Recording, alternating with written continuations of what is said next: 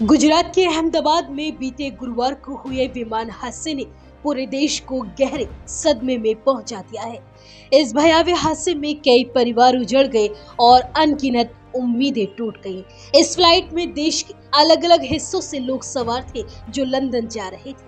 कोई अपने परिवार के साथ छुट्टियां मनाने जा रहा था, कोई पढ़ाई करने, कोई नौकरी के लिए तो कोई अपने परिजनों से मिलने के लिए जा रहा था। लेकिन उनका ये सफर हमेशा के लिए अधूरा रह गया। उन यात्रियों में से एक थी राजस्थान के बालोतरा जिले की खुशबू, जो अपने डॉक्टर पति से मिलने के लिए पहली बार लंदन जा रही थी।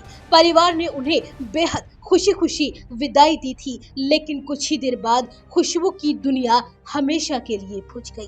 5 महीने पहले ही खुशबू की शादी हुई थी। वो शादी के बाद से ससुराल तो कभी पीहर में रह रही थी। उनके पति विपुल लंदन में डॉक्टर हैं। खुशबू का पासपोर्ट शादी से 2 दिन पहले ही बनकर आया था। वह शादी के बाद पहली बार गुरुवार यानी 12 जून को लंदन जा रही थी। हादसे के बाद खुशबू का एक वीडियो भी सामने आया है। वीडियो बुधवार का है। वो लंदन जाने से पहले अपने परिजनों से गले लगकर रो रही थी। उनके पिता, माँ और भाई भी उनसे लिपट कर रोते हुए नजर आ रहे हैं।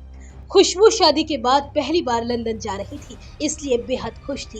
अहमदाबाद के एयरपोर्ट पर खुशबू के पिता और उनका चचेरा भाई छोड़ने के लिए आए थे। पिता ने खुशबू के लिए व्हाट्सएप स्टेटस भी लगाया था, जिसमें लिखा था, आशीर्वाद खुशबू बेटा, गोइंग टू लंदन। खुशबू को छोड़कर पिता एयरपोर्ट से कुछ ही दूर निकले थे कि हादसे की जानकारी मिली। बताया जा रहा है कि खुशबू की शादी 18 जनवरी 2025 को जोधपुर लूड़ी खारोबेरवा गांव के रहने वाले विपुल के साथ हुई थी।